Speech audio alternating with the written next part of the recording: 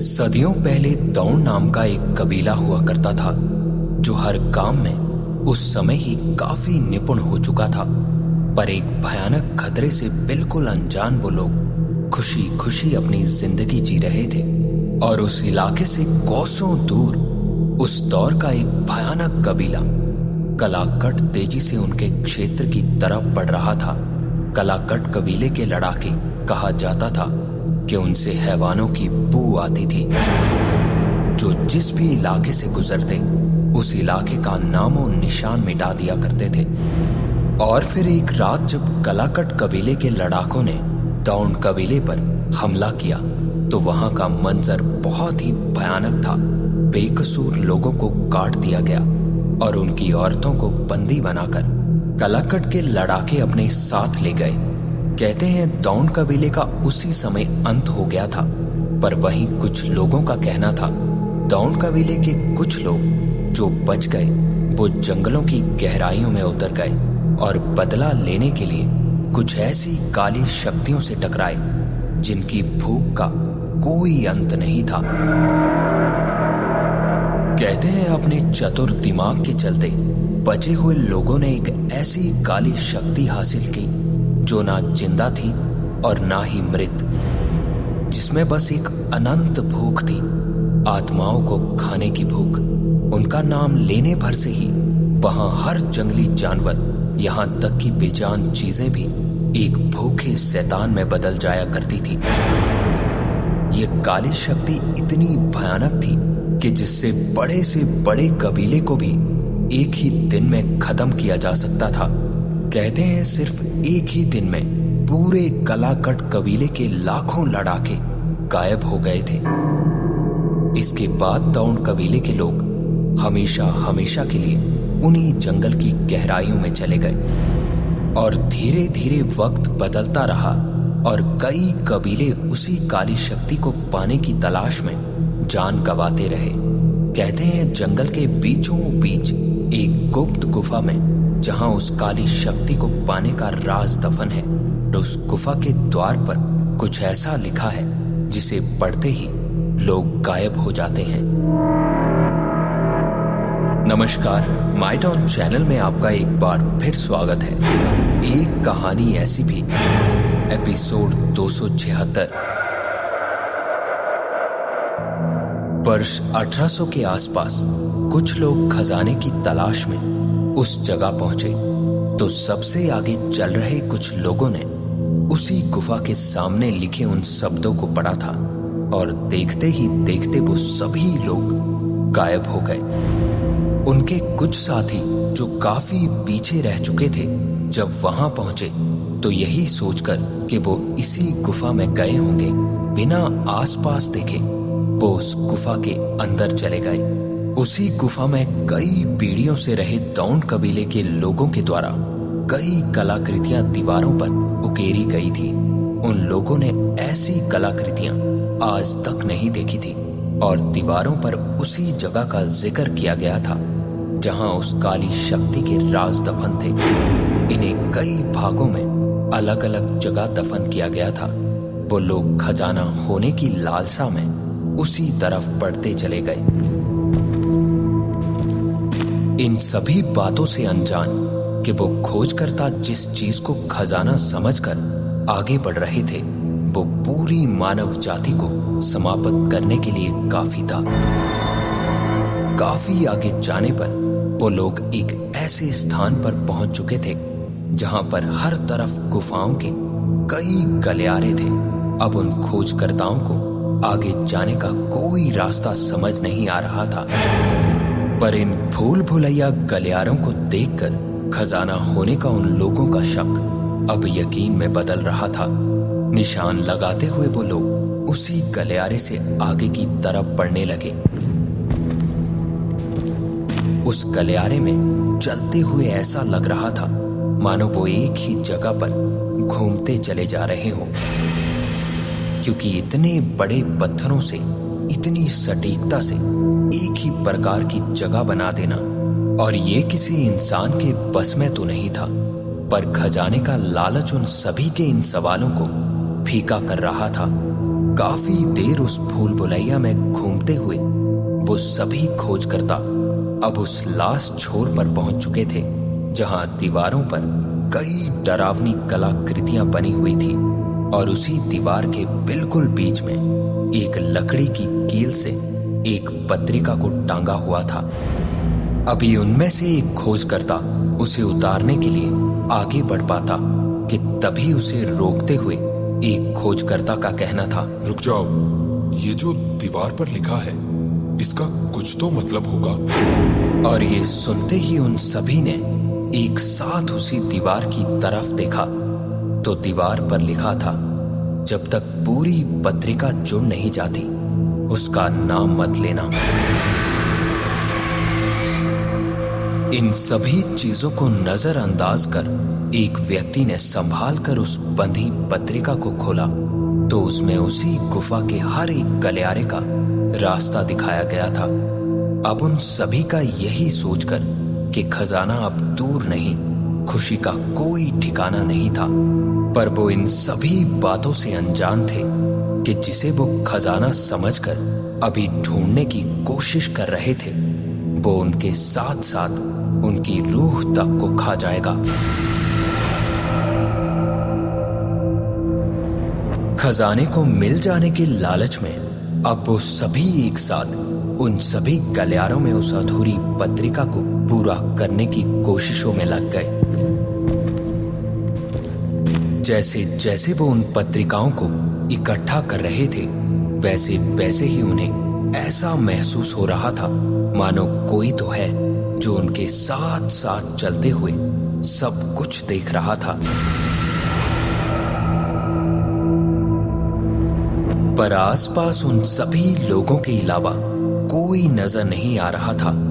अभी वो उन पत्रिकाओं को ढूंढते हुए अगले गलियारे तक पहुंचे थे जब उन खोजकर्ताओं में एक का कहना था, अभी तक कुछ भी हाथ नहीं आया। इन पत्रिकाओं का क्या मतलब हो सकता है? अब मैं खुद देखूंगा, तुम मेरे पीछे चलो। ये कहता हुआ वो व्यक्ति आगे की तरफ बढ़ने लगा और उसी गलियारे के अंत में पहुंचकर देखा तो उस गलियारे की दीवारों पर भी वही लिखा था, जब तक पूरी पत्रिका जुड़ नहीं जाती उसका नाम मत लेना। और अब ये बार बार यही देखकर उन खोजकर्ताओं में गुस्सा पैदा होने लगा था कि तभी उनमें से एक का फिर कहना था, ऐसा भी क्या दफन है यहाँ जो हर दीवार में ये चेतावनी को दोहराया जा रहा है? ये कहते ही उस व्यक्ति ने एक एक कर उन पत्रिकाओं को पढ़ना शुरू किया तो उन पत्रिकाओं में लिखा था, जब इंसान की उत्पत्ति हुई थी तब इंसानों में संतुलन बना रहे, इसी कारण इंसानों में दो आत्माएं वास करती थी, एक जो अच्छे रास्ते और अच्छे कार्यों पर चलना सिखाती थी और दूसरी जो बुरे काम और बुरे कार्य से आकर्षित होती थी। समय बदलता गया और बुरी आत्मा इंसानों पर हावी होने लगी। धीरे धीरे इंसानों में पाप, क्रोध और वासना इतनी बढ़ गई कि पूरे संसार में अच्छी आत्मा का अंत होने को था। तभी एक ऐसी काली शक्ति का निर्माण हुआ था जिसमें ब्रह्मांड की सभी बुरी आत्माओं को एक साथ खा जाने वाली अनंत भूख थी। पर वो काली शक्ति धीरे धीरे खुद में और बदलाव लाने में सक्षम होने लगी। अब वो किसी भी जानवर में प्रवेश कर इंसानों की अच्छी आत्माओं को भी खा सकती थी। इसी कारण उस काली शक्ति को देवताओं ने एक श्राप दिया कि जब तक तुम्हारा कोई आवाहन नहीं करता तुम किसी भी जीवित प्राणी के सामने नहीं आ पाओगे, और तुम्हारा आवाहन करने के बाद वही व्यक्ति तुम पर काबू पा सकता है जिसमें पाप, क्रोध और वासना ये तीनों ना हो। इसके अलावा अगर कोई भी व्यक्ति तुम्हारा आवाहन करेगा उसे मृत्यु और जीवन से बिल्कुल दूर अनंत काल तक पीड़ा झेलनी होगी। इन पत्रिकाओं में लिखी जानकारी को पढ़कर उन सभी खोजकर्ताओं की आंखें बड़ी बड़ी हो चुकी थी वो आगे की सारी कहानी को जानने के लिए और उत्सुक हो चुके थे।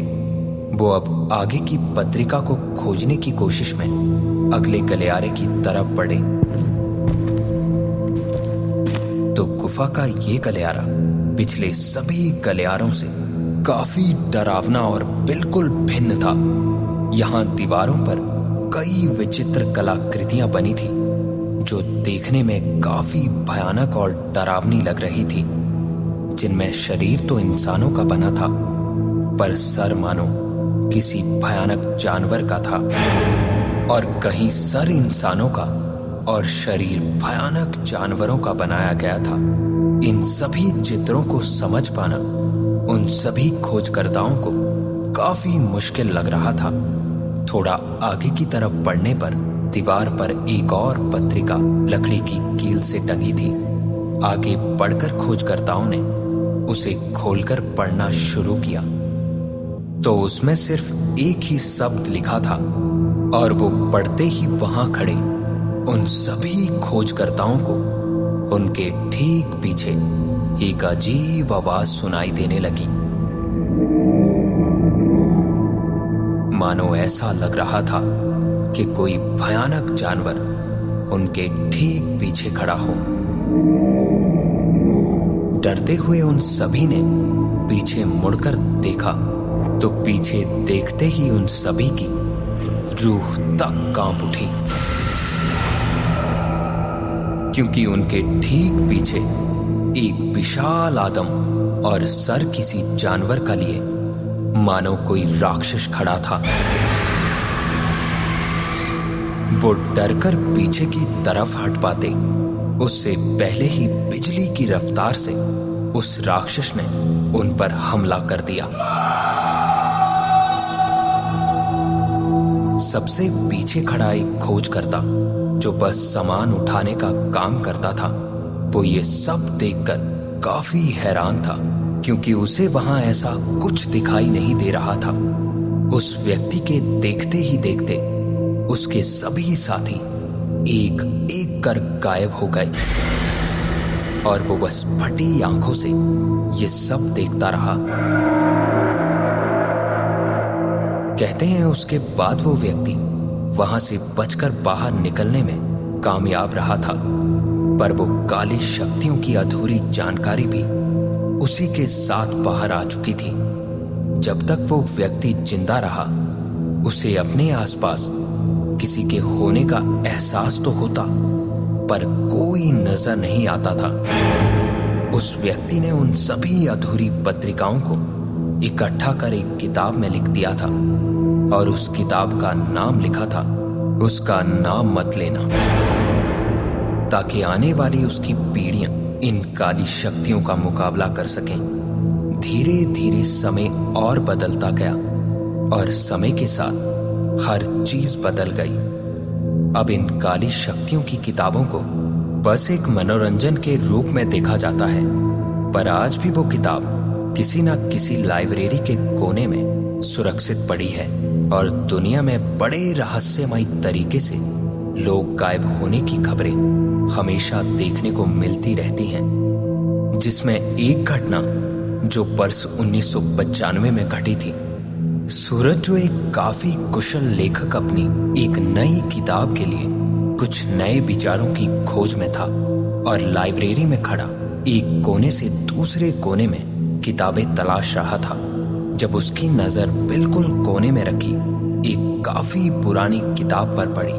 उस किताब को देखते ही सूरज ने उठाया और उस पर पड़ी धूल हटाकर देखा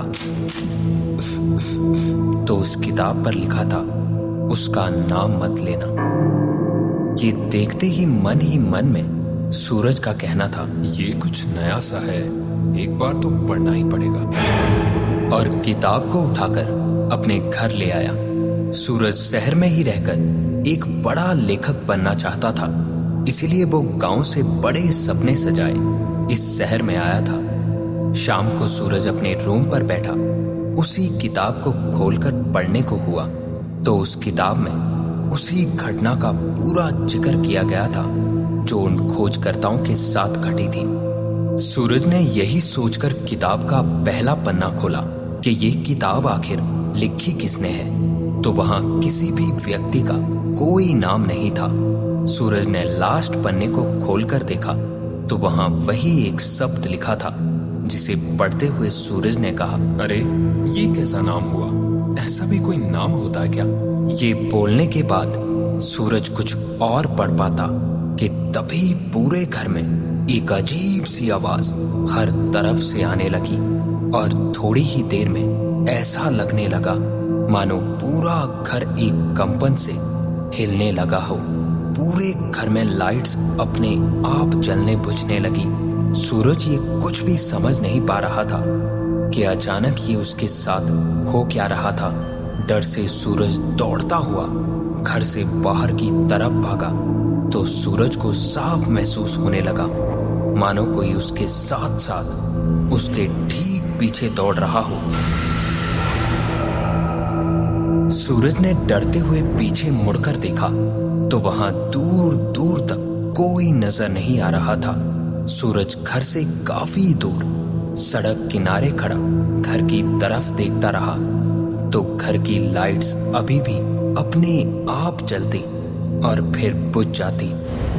काफी देर घर की तरफ देखने के बाद सूरज थोड़ी ही दूर अपने दोस्तों के पास उनके रूम की तरफ यही सोचकर चला गया कि कल दोस्तों के साथ आकर देखेगा कि आखिर ये हो क्या रहा था।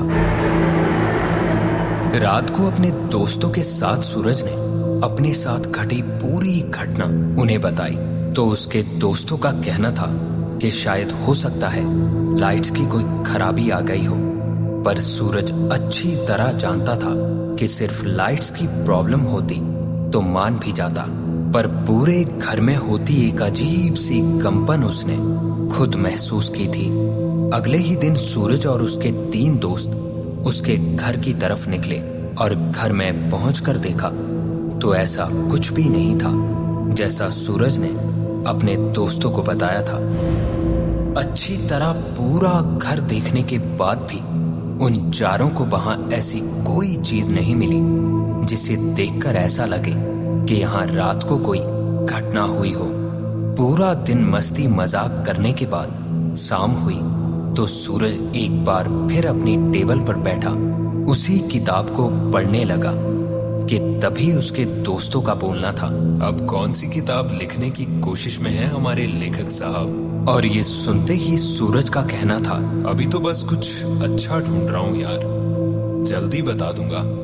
चलो एक कहानी सुनाता हूँ। ये सुनकर वो तीनों दोस्त बड़ी जिज्ञासा के साथ सूरज के सामने बैठ गए और सूरज ने वही किताब पढ़ना एक बार फिर शुरू किया जिसमें उन सभी खोजकर्ताओं के साथ जो भी हुआ था वो पूरी कहानी लिखी थी। और उसके अगले ही पन्ने में शुरू हुआ उस काली शक्ति पर काबू करने का तरीका। जैसे जैसे सूरज आगे बढ़ रहा था एक अजीब सन्नाटा उस पूरे कमरे में फैल रहा था और उस किताब के लास्ट पन्ने में उस शब्द को पढ़ते हुए सूरज ने कहा, बस इस पूरी किताब में इस नाम का मतलब समझ नहीं आया, बाकी तो मैंने पूरी पढ़ ली। और ये कहता हुआ सूरज अपने दोस्तों की तरफ मुड़ा तो वहां कोई नहीं था। आज भी वो किताब इसी दुनिया के किसी कोने में बिल्कुल सुरक्षित है और दुनिया में आज भी रहस्यमय तरीके से लोग गायब होते रहते हैं। और ये थी आज की एक कहानी, ऐसी भी।